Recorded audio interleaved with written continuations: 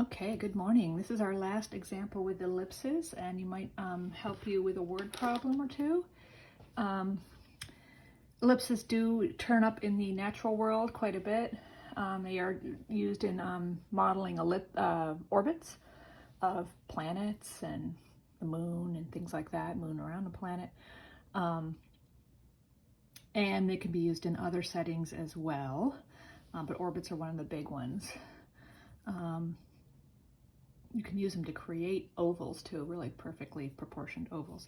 But anyway, look at this example. It looks kind of wordy, but if you just tease out the information, it's not so hard.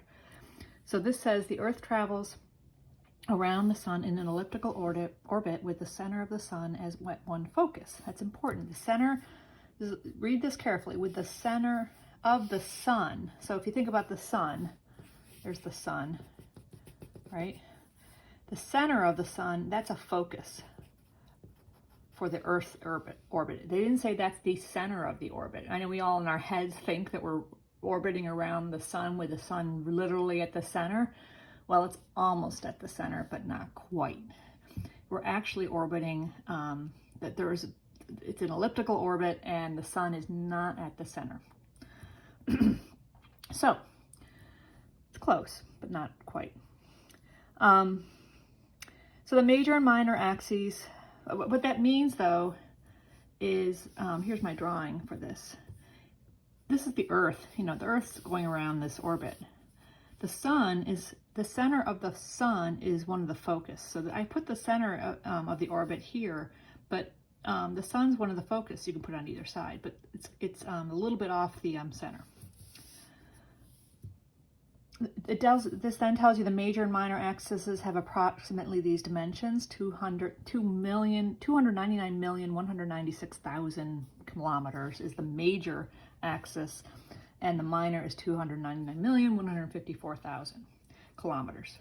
So that's telling you the dimensions of these two, the longest extremes of the orbit from side to side of the orbit.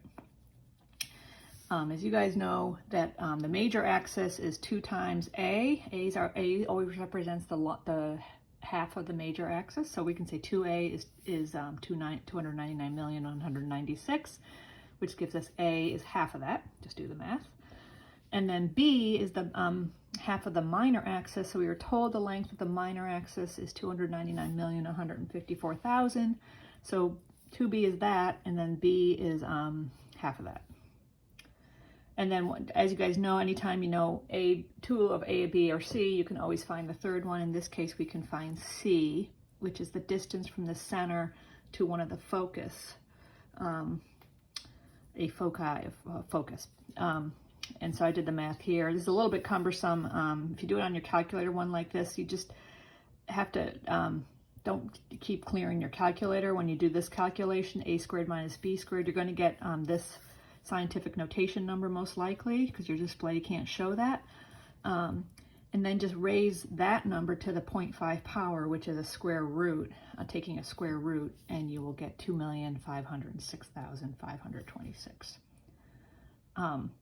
That's C, that's the length of the focus. So in this drawing, C is this little dimension here, right? That's C, and A is this. It's the distance from the center out to a vertex. Vertices are on the ends of the ellipse, the longest dimension, the end of the major axis. So, now we only have to do as much work as the question's asking for. So let's just see what they're asking for. It says find the greatest and least distances. They're called I'm going to pronounce this wrong, the aphelion and the perihelion, respectively, from the sun center to the Earth center. So the Earth is on this orbit, and the center of the Earth to the center of the sun is what we're interested in. The sun is not at the center, but they want the greatest distance that the Earth ends up being from the sun and the least distance. So I've labeled in orange here in my drawing these two things. The aphelion, I keep saying aphelion is the distance is the greatest distance from the sun to the Earth. So that would be here out at this point. When you're way out here and the sun's over on the other side of the center of the ellipse, that's the farthest the sun, Earth manages to get away from the sun. And then similarly, the perihelion, pardon me if you know how to pronounce that and I'm saying it wrong, is this distance here, because that's the shortest distance that the Earth ever is from the sun before it starts moving away again. So those are what we're interested in. Those are not A though, because A is just the distance from a vertex to the middle. So that to get the longest distance, we have to take A, this blue, plus C, because C is this.